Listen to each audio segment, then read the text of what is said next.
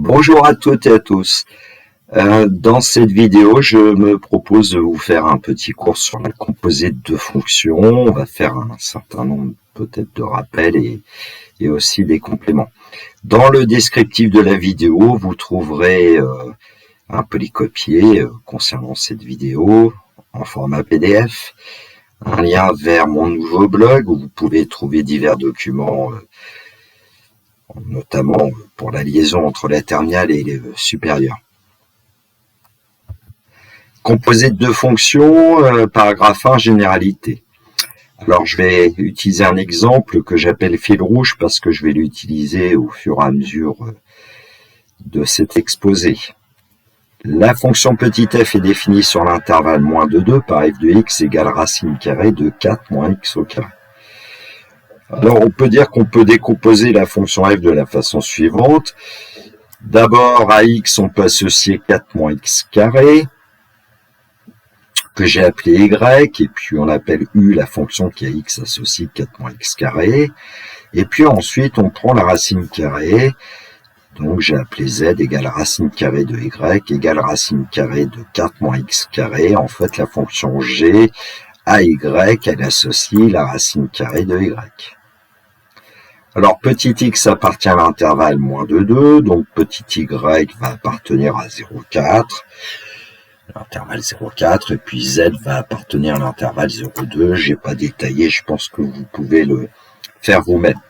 Alors je vais poser un intervalle i, c'est l'intervalle moins de 2, j c'est l'intervalle 0,4 et k c'est l'intervalle 0,2. Ces intervalles sont fermés bornés. Donc ce qu'on peut dire, c'est qu'un x appartenant à grand I, on lui associe u de x, que j'ai appelé y appartient à j, et puis à y, on associe z égale g de y, c'est-à-dire g de u de x, avec z appartenant à k. Définition, i, j, k sont des parties non vides de grand R. U est une fonction définie sur grand I vers grand J. G est une fonction définie sur grand J vers grand K. Alors très souvent, I, J, K vont être des intervalles. La fonction G rond U égale à F et la fonction définie sur grand I par f de x égale G rond U de x égale G de U de x. Alors cette fonction F égale G rond U, et voici un schéma. Un chemin qui part de petit x appartenant à grand I et qui par la fonction u va nous donner y égale u de x, y appartenant à j, et par la fonction g à y on associe z égale g de y, et donc c'est aussi g de u de x, z appartenant à k.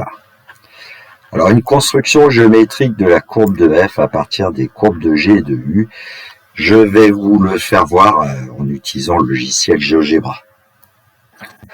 Petite cerise sur le gâteau, donc utilisation du logiciel GeoGebra.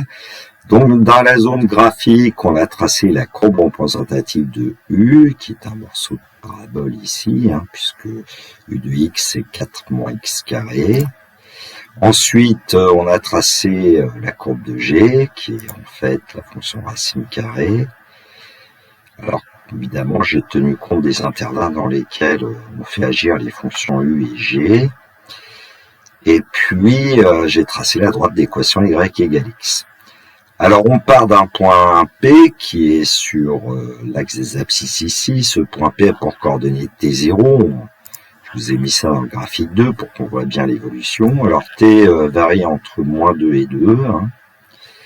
Et donc, au point P, on va lui associer le point A sur la courbe de U. Ce qui fait que comme P a pour abscisse T, A pour ordonnée U de T. Et puis l'astuce, c'est de tracer une horizontale passant par A qui va couper la droite d'équation y égale x en un point que j'ai appelé B. Et évidemment, B a pour coordonnée U de T, U de T. Et donc, ensuite, ce qu'on fait, c'est qu'au point B, on va lui associer un point C, le point C appartenant à la courbe de G, ce qui fait que C a pour abscisse U de T, pour ordonner G de U de T. Donc on a fait apparaître G rond U de T. Il suffit ensuite d'associer au point C le point D par une horizontale qui coupe la droite AP. Et ce point D, forcément, il a pour abscisse T comme le point A, comme le point P, et son ordonnée, c'est G de U de T. Ce qui fait que le point D va décrire en fait la courbe représentative de G rond U. Je vais afficher sa trace. Allons-y, animons. Donc voici la courbe représentative de G rond U, c'est-à-dire la fonction f qui se trace point par point. Voilà.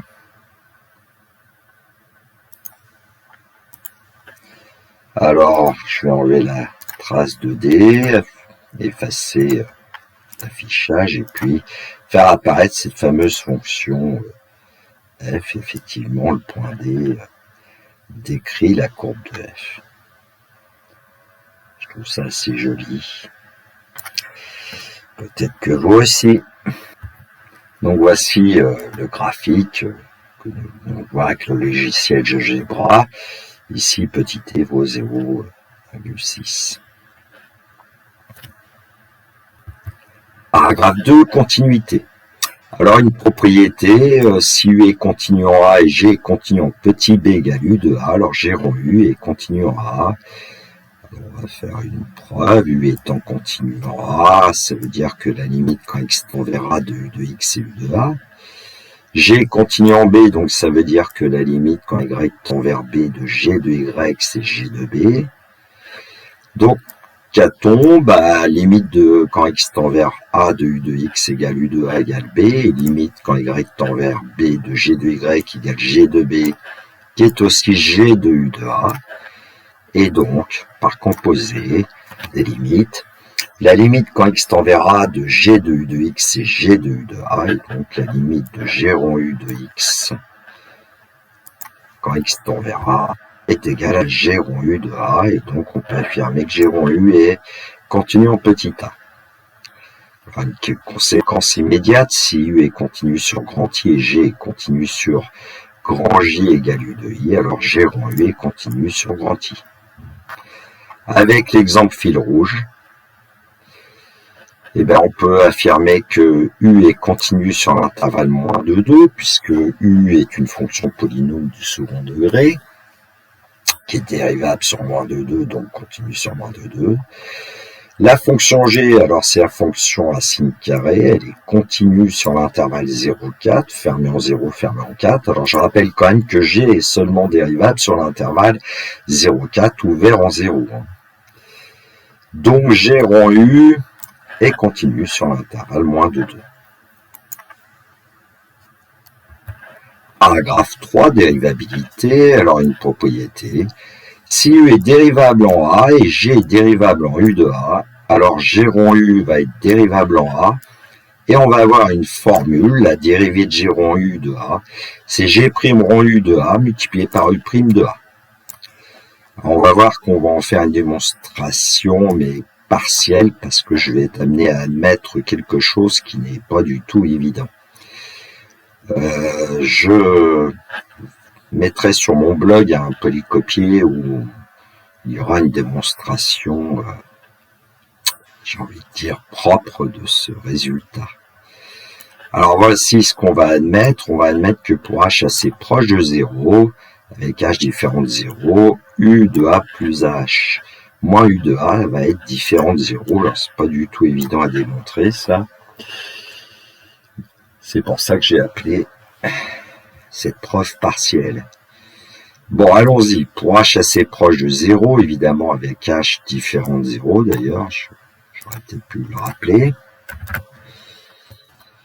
On va dire que f de A plus H moins f de A sur H, le taux de variation de f entre A et A plus H, va être égal évidemment à G rond U de A plus H moins G rond U de A sur H, c'est-à-dire à G de U de A plus H moins G de U de A divisé par H. Et c'est là qu'on va utiliser une petite astuce, c'est-à-dire qu'on va faire apparaître le taux de variation de U entre A et A plus H.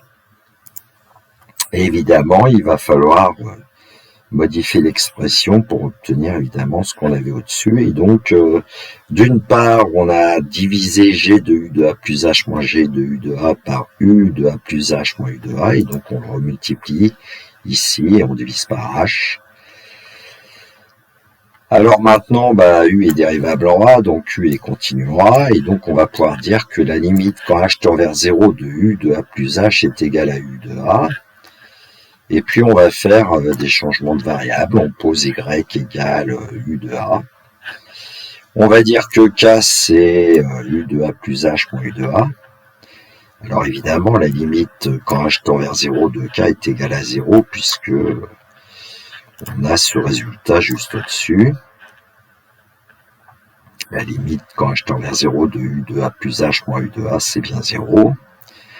Ensuite, on va pouvoir dire que pour le premier facteur dans l'expression de F de A plus H moins F de A sur H, sa limite quand H tend vers 0, ça va être la limite quand K tend vers 0 de G de Y plus K moins G de Y sur K. Et donc, c'est G' de Y, et G' de Y, c'est G' de U de A. Ensuite, pour le deuxième facteur, là, c'est plus facile parce que U étant dérivable en A, on sait que la limite quand H tend vers 0 de U de A plus H moins U de A sur H est égale à U' de A. Du coup, on va pouvoir dire que la limite du taux de variation de G rond U entre A et A plus H, d'une part, c'est G' de U de A, multiplié par U' de A, ce qui va nous donner la formule G' rond U de A multiplié par U' de A. Conséquence, si U est dérivable sur I et G est dérivable sur grand J égale U de I, alors G rond U va être dérivable sur grand I et on va avoir cette fameuse formule. La dérivée de G rond U, c'est G' rond U multiplié par U'. Alors on va s'intéresser maintenant dans le paragraphe 4 à l'exemple fil rouge. Donc je rappelle que f de x c'est racine carrée de 4 moins x carré pour tout réel x de l'intervalle moins de 2. Fermé en moins 2, fermé en 2. Le chemin qui nous permet de décomposer la fonction f avec un enchaînement de fonctions usuelles, on dit parfois. Donc on l'a vu tout à l'heure. On a vu dans quel intervalle intervenaient les variables x, y, z. Alors, qu'est-ce qu'on peut dire de la fonction u? Elle s'annule en 2 et en moins 2, mais elle est strictement positive sur l'intervalle moins de 2, ouvert en moins 2 et ouvert en 2. Et comme la fonction g, qui est la fonction racine carrée, elle est dérivable sur l'intervalle 0,4, ouvert en 0, mais on sait aussi que g n'est pas dérivable en 0. Donc, u est dérivable et strictement positive sur l'intervalle ouvert moins de 2 vers l'intervalle 0,4 ou ouvert en 0 fermé en 4. Et G, on sait qu'elle est dérivable sur l'intervalle 0,4 ouvert en 0 fermé en 4 vers l'intervalle ouvert en 0 fermé en 2. Et donc on va pouvoir dire que la fonction f, qui est égale à G rond U, est dérivable sur l'intervalle ouvert en moins 2 et ouvert en 2, l'intervalle moins de 2. Alors, pour tout réel x de l'intervalle moins de 2, ouvert en moins 2, ouvert en 2, on sait que u de x c'est 4 moins x carré, donc u' de x c'est moins 2x. Pour tout réel y, maintenant l'intervalle 0,4, ouvert en 0, fermé en 4, g de y, on sait que c'est racine carrée de y, donc g' de y est égal à 1 sur 2 racines de y. Allons-y, pour tout réel x de moins 2, ouvert en moins 2, ouvert en 2, on a vu la formule, f' de x, c'est g' de u de x fois u' de x. Donc, en fait, f' de x, ça va être u' de x divisé par 2 sur 2 racines de u de x. Effectivement, g' de u de x, c'est g' de y, c'est-à-dire 1 sur 2 racines de y, et il suffit de remplacer y par u de x. Et on retrouve une formule assez connue, la dérivée de racine carrée de u, c'est u' sur 2 racines carrées de u quand u est dérivable et strictement positif sur un intervalle. On l'applique, on obtient f' de x égale moins x divisé par racine de 4 moins x carré. Alors bien évidemment, tout ça c'est un petit peu lourd, c'est pour ça qu'ensuite on aura des formules pour les fonction usuelle. La fonction f est-elle dérivable en 2 ?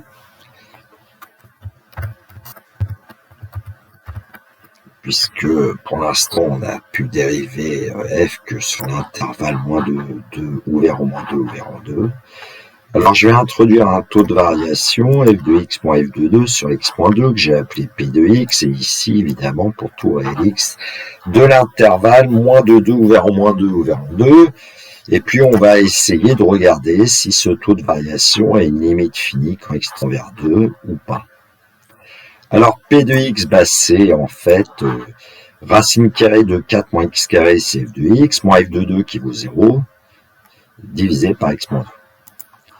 Alors 4 moins x carré, c'est une identité remarquable, donc on va pouvoir dire que c'est racine carrée de 2 moins x facteur de 2 plus x sur x moins 2. Comme 2 moins x et 2 plus x sont positifs sur l'intervalle moins de 2, on va pouvoir dire que la racine carrée du produit, c'est le produit des racines carrées. Et on va voir qu'effectivement, on va pouvoir effectuer une simplification parce qu'au numérateur, on a racine carrée de 2 moins x. Et j'ai fait apparaître 2 moins x au dénominateur avec un signe moins puisque x moins 2, c'est l'opposé de 2 moins x. Et on sait que racine carrée de a sur a, c'est 1 sur racine carrée de a. Et donc, on va obtenir moins racine carrée de 2 plus x divisé par racine carrée de 2 moins x, qui permet de ne plus avoir la forme indéterminée 0 sur 0 qu'on a au départ, puisque le numérateur va tendre, quand x tend vers 2, va tendre vers racine carrée de 4, c'est-à-dire 2, et le numérateur va tendre vers 0 plus. Donc la limite quand x tend vers 2 par valeur inférieure à 2 de racine de 2 plus x c'est 2, et la limite quand x tend vers 2 par valeur inférieure à 2 de racine de 2 moins x c'est 0 plus, et donc la limite de p de x quand x tend vers 2 par valeur inférieure à 2, ça va être moins l'infini. On n'a pas obtenu une limite finie pour le taux de variation, donc on va pouvoir dire que f n'est pas dérivable en 2. Alors, est-elle dérivable en moins 2, cette fonction f?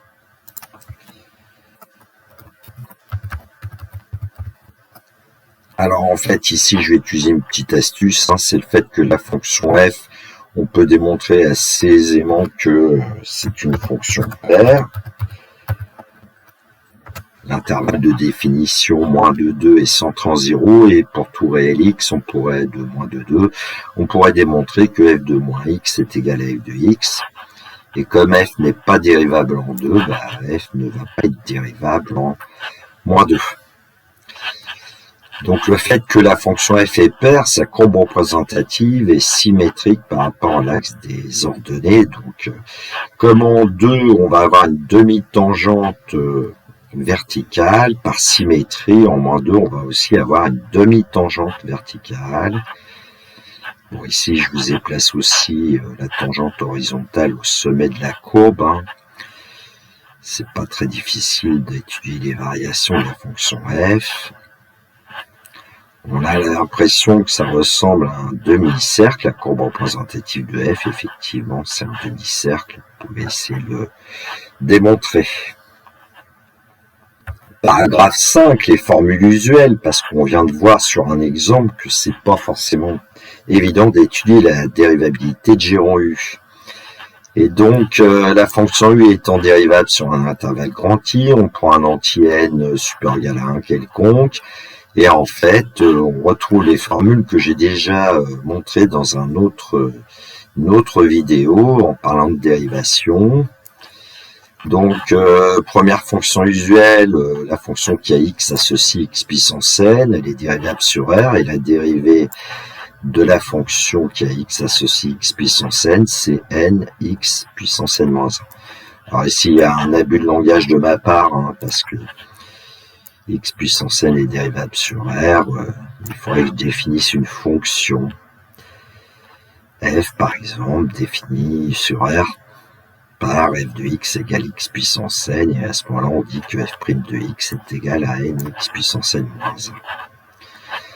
Et du coup, quand u puissance n va être dérivable sur i, puisque u est dérivable sur grand I, et puis la dérivée de u puissance n, ça va être n u puissance n moins 1 fois u'. Et en fait, c'est en utilisant la dérivée de la fonction composée. Donc l'idée, c'est de remplacer x par u et puis de remultiplier toujours par u', puisque la dérivée de g de u, c'est g' de u fois u'. Je ne vais pas insister sur les autres formules parce que je l'ai fait dans l'autre vidéo. Évidemment, c'est bien pratique d'avoir ces formules. Alors le paragraphe 6, avec le théorème du changement de variable, on va voir que c'est intéressant d'avoir une formule pour la dérivée de g rond u, notamment pour calculer certaines intégrales. Alors la propriété, la fonction u est continue sur l'intervalle i vers l'intervalle j égale u de i. La fonction g est continue sur l'intervalle j vers l'intervalle k égale g de j. Alors on va supposer que la fonction u est dérivable sur grand I et que sa dérivée u' est continue sur grand I. On va considérer deux réels quelconques de grand I, a et b. Et on va s'intéresser à l'intégrale S égale l'intégrale de g de x dx entre u de a et u de b. Et on va s'intéresser à l'intégrale t égale l'intégrale de a à b de g de u de t, u' de t dt. Ces deux intégrales, on va montrer qu'elles existent et en plus qu'elles vont être égales. On verra un exemple ensuite de calcul d'intégrale. Donc, démonstration, justifions l'existence des intégrales S et T. Alors, pour l'intégrale S, c'est l'intégrale de g de x dx entre u de a et u de b. Donc, on a besoin de connaître une propriété sur g. Et puis, en fait, on sait que g est continu sur grand J. Donc, qu'est-ce qui va se passer? A et B étant deux réels de grand I, U de A et U de B sont deux réels de l'image de grand I par U, c'est-à-dire J, et donc G étant continu sur J, on peut dire que cette intégrale existe. L'intégrale que j'ai appelée T, intégrale de A à B de G de U de T, U' de T dt, pourquoi elle existe? Alors on sait que U est continu sur I vers grand J et G est continu sur grand J vers grand K, donc on peut dire que G rond U est continu sur grand I, vers grand K, pardon. Alors comme G rond U est continu sur grand I et que U' est aussi continu sur grand I, on peut dire que G rond U multiplié par U' est continu sur grand I, puisque le produit de deux fonctions continues sur un intervalle est continu sur cet intervalle. Et puisque cette fonction g rond u fois u' est continue sur grand I, forcément l'intégrale t va exister. Alors ce qui va être intéressant maintenant, c'est de montrer que ces deux intégrales sont égales. Alors on considère une primitive de petit g sur grand J qu'on appelle grand G. Alors grand S, c'est l'intégrale de g de x dx entre u de a et u de b, et donc c'est grand G de U de B moins grand G de U de A. Et donc, c'est grand G rond U de B moins grand G rond U de A. Passons maintenant à l'intégrale T. On sait que la dérivée de G rond U, c'est G' rond U multiplié par U'. Et comme grand G', c'est petit g, ça nous donne aussi G rond U fois U'. Et donc, une primitive sur grand I de petit g rond u fois u', c'est grand G rond u. Maintenant, on peut calculer l'intégrale t. Donc, une primitive de g de u de t multipliée par u' de t, c'est g rond u de t. Et donc, on calcule entre a et b cette variation. Ça nous donne g rond u de b moins g rond u de a. Et donc, comme on a obtenu exactement la même chose pour le calcul de t et de s, c'est que s égale t. Alors, tout de suite, une utilisation du changement de variable sur un exemple pour qu'on voit comment ça va se passer.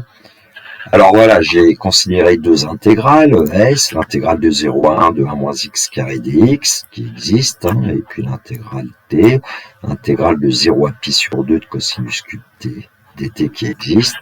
La fonction qui a x associée à 1 moins x carré est dérivable sur 0,1, donc continue sur 0,1.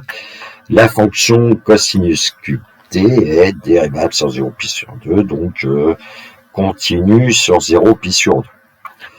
Alors, premièrement, on nous dit montrer que ces deux intégrales vont être égales en posant petit x égale sinus t, c'est une sorte de changement de variable. Hein.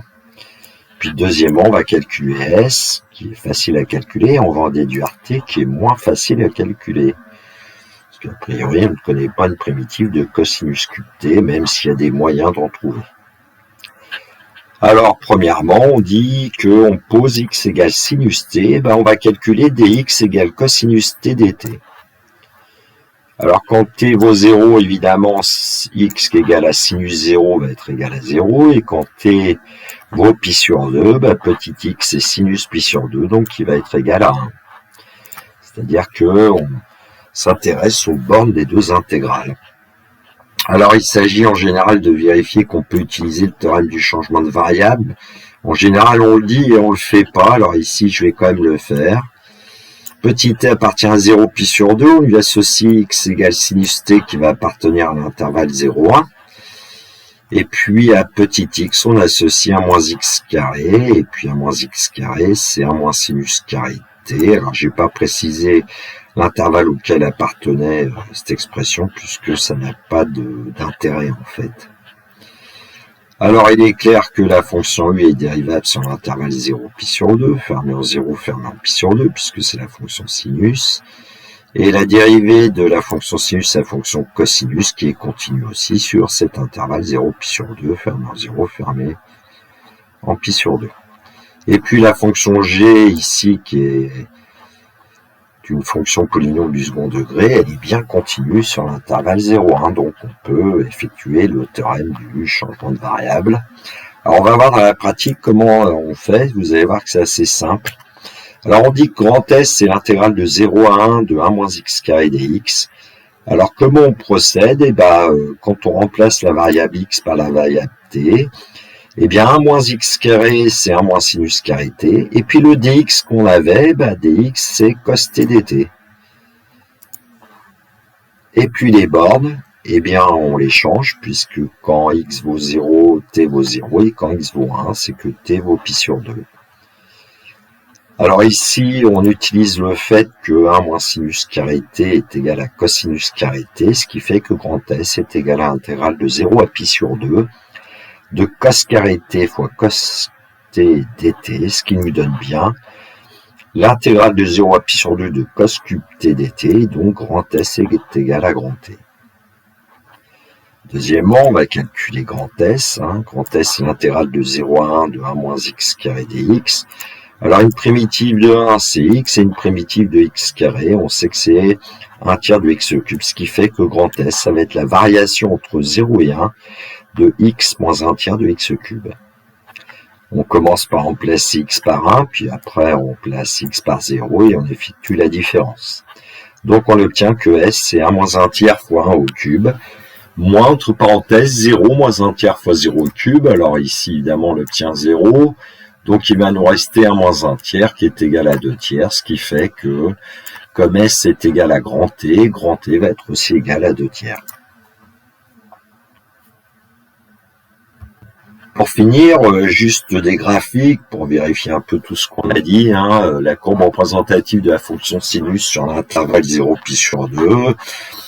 Et on sait que l'image de l'intervalle 0 pi sur 2 par la fonction sinus, c'est l'intervalle 0,1. Ensuite, l'interprétation géométrique des intégrales SCT, puisque f est positive sur l'intervalle 0,1. En fait, grand S, c'est l'aire du domaine que vous voyez qui est colorié, c'est-à-dire l'aire du domaine défini par x est compris entre 0 et 1, et y est compris entre 0 et f de x, et GeoGebra donne une valeur approchée qui est une valeur approchée de 2 tiers. Alors, même chose pour la courbe de G, ici j'ai représenté la fonction G sur le deuxième graphique à droite. Et puis, donc on s'intéresse à l'aire comprise entre les droites d'équation x égale 0, x égale pi sur 2.